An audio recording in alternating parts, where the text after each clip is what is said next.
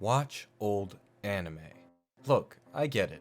It's only natural to want to be a part of the conversation, and what better point of shared discussion than whatever show's most recent? Especially when something new and shiny's got that immediate appeal and easy availability, it's easy to see why they often surpass the shows of long past. But what if I told you that watching old anime could actually make your time with all anime, new and old, even better? Take a brief pause to your incredulity and let me try to convince you. I've got a couple different angles to argue this point from. To begin with, I want to address one pervasive problem: burnout. If you're someone more deeply invested in anime and its community, especially if you're one of those who've been here for longer, you've likely experienced anime burnout or know someone else who has. I myself went through a big bout and a few small ones of anime burnout, and I see often on Twitter, Reddit, and in Discord interactions other people with similar experiences. Taking a break from anime isn't necessarily a bad thing, but that said, I'm doubtful most people are too happy to lose their enjoyment with the medium they loved, or the fact that they end up becoming disconnected from that community due to aforementioned lack of enjoyment. I certainly wasn't. How does old anime make a difference? If you eat only one type of food, you're bound to get sick of it eventually. Barring a few sparing exceptions, I would argue the vast majority of anime, or really any medium, within a single era is remarkably similar, regardless of genre. Especially with a medium as creatively incestuous as anime is. We have a lot of the same creators working together within the same time, the same space, taking influence from the same creators and the same works of the past. Like I said, there's obviously exceptions, as there almost always are, but I would definitely cite this shocking sameness as the primary reason behind my personal periods of anime fatigue. I'm not even saying this is a bad thing. I view this as a natural result of people working within a creative community of this nature. However, I still find it far from the ideal for satisfying the consumer's appetite. So, to roll with this food analogy, if any period has a particular flavor, its own end of the food group, then obviously taking an anime of different times would make for an all-around more enjoyable experience. That is, if you're the kind of person who likes a lot of different flavors in their meal.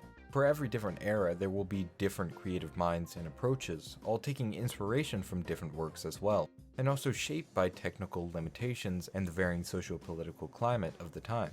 You often hear phrases like, "This is something that could have only come out of this period of time," and for good reason. If you skip out on the stuff of the past, you're inevitably missing a wealth of unique, unreplicatable works, and your palate's bound to get bored eventually.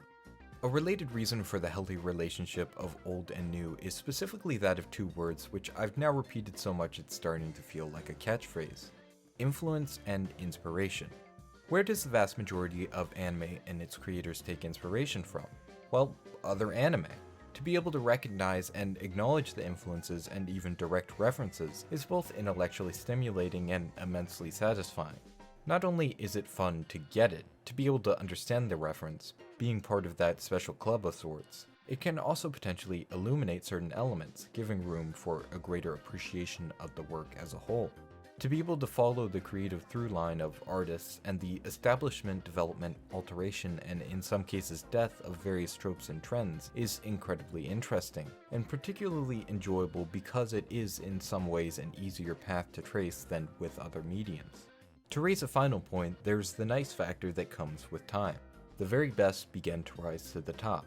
Of course, some hidden gems will fall by the wayside, left for individuals like myself to uncover and share.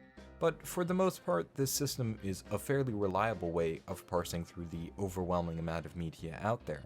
As time passes, the bad, boring, and mediocre are forgotten. Even the simply good start to fade, as the works still past end up being those at the very peak of artistic excellence within critical consensus. You might think this would actually decrease your enjoyment of modern works, and sure, it might decrease your patience for the merely mediocre, but alongside being in itself an exposure to great works, it also will ultimately deepen your appreciation for when that special show does come along. So yeah, eat your vegetables, kids, and watch some old anime. If you'd like to watch more of my mind's musings on anime, then be sure to subscribe, and if you want to support my efforts as a connoisseur of cute girls, then support me on Patreon at patreon.com/corereviews. A very special thank you goes out to my patron Talon. You have my gracious gratitude. You can follow me on Twitter at corereviews and check out my second channel, Core's Contemplations, for a variety of unstructured musings on anime and life in general. Thanks for watching, and I'll catch you in the next one.